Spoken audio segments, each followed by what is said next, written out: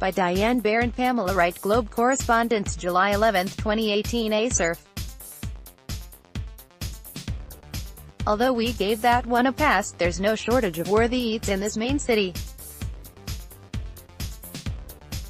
Portland lures foodies with a mix that includes dining all-stars like Central Provisions, Fore Street, Eventide Oyster Co., Standard Baking Co., and two rival gelato shops, both really good. A New Yorker told us that the best pizza he's ever had was in Portland, at Slab Sicilian Street Food. 5 semi-finalists in the 2018 James Beard Awards are based in Portland, not bad for a city of 65,000. As much as we enjoy Portland's restaurants, we've never given much thought to how that food landed on our plates, until now. The Maine food system has an incredibly rich narrative, thanks to its fishing grounds and farmlands, says Bryce Hatch of Falmouth, who co-founded Maine Food for Thought Tours with his wife, Sarah. Their tours, launched in June, aim to tell the story about Maine's bounty of food, its origin, its journey, and the societal and environmental factors behind it. Admittedly, that sounds as dry as cornmeal, but it's really not. On a recent 3-hour tour guided by Bryce Hatch, we enjoyed the mix of food facts, chef meet and greets, and tasty eats, sampled at 6 of the city's most interesting restaurants. Participants in our tour included folks from New York, Chicago, Houston, and a mother-daughter and daughter's boyfriend trio from Ohio, plus a couple of Mainers, and us. There are so many good restaurants to try here, we were kind of overwhelmed, one guest admitted. Going on this tour will tick lots of boxes on our list, and it's lunch.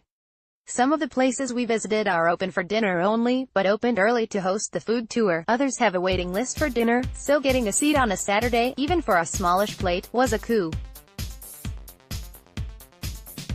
Maine has built a real brand around authenticity and traceability. We've got mom-and-pop shops that haven't tried to scale but offer quality, Hatch said. The state has a great network of incredible restaurants whose chefs go out of their way to provide good, sustainable food. We were about to meet 6 of them. Get the Weekender in your inbox, the Globe's top picks for what to see and do each weekend, in Boston and beyond. Thank you for signing up.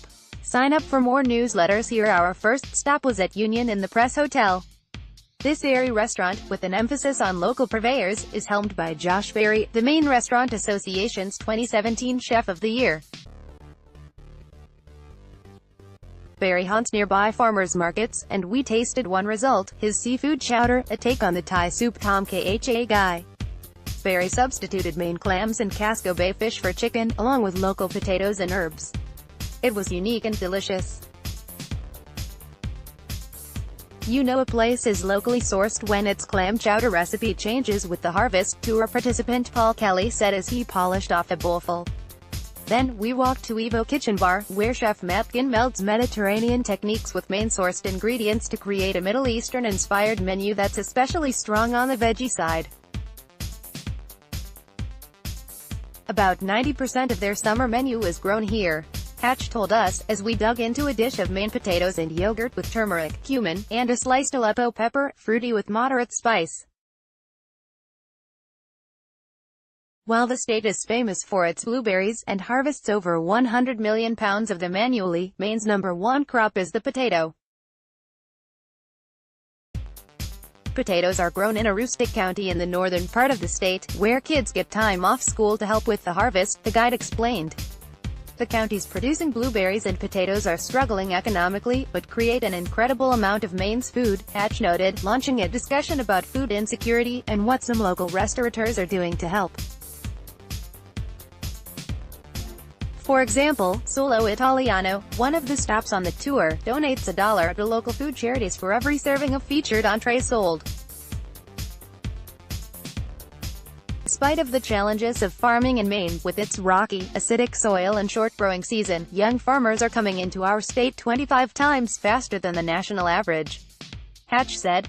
We are also seeing a rise of immigrants, who are increasingly shaping Maine's food scene.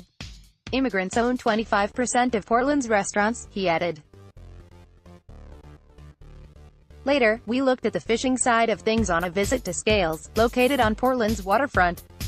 We met Chef Frederick Elliott, who deemed the Gulf of Maine, right outside the door, cold, clean, and oxygen-rich, the perfect marine habitat. Although seafood consumption in the United States has risen 23% since 1990, over 90% of what we consume is imported. There are two solutions to that: sustainable catching and aquaculture. Hatch said, as steaming bowls of mussels were delivered to the table. The mussels were rope-grown and hand-harvested on Bang Island, 10 miles away, on rafts from wild seeds. The result is a fat mussel, the largest we've ever seen, with sweet meat in a thin, delicate shell. These mussels sell out every day at scales. Aquaculture is a growing industry in Maine, Hatch explained, and, globally, aquaculture has surpassed wild catch. We ate every last bivalve, no mussel left behind, a participant quipped, and sopped up the broth of cream, dill, raised mustard, cider, and compound butter with bread from Standard Bacon Co. Even the non-mussel fans braved a taste. We'll leave the rest of the tour under wraps, in case you decide to take it. You should. We will mention that the tasting includes an award-winning pesto with local basil, a dessert created by a James Beard Award nominee, and, of course, lobster. Because, what would a Portland food tour be without it? And, of course, some lobster lore. As part of the mating ritual, females spray male lobsters with a pheromone-laced urine. Hatch said as we nibbled. I'm not sure it's been made into a Nicholas Sparks movie. We left the Maine Food for Thought tour with our bellies full and our heads spinning. Not a bad takeaway from an afternoon in Portland.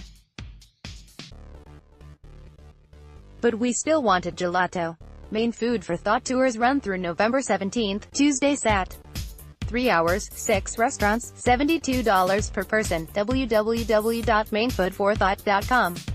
Diane, Bair and Pamela Wright can be reached at bairwright@gmail.com.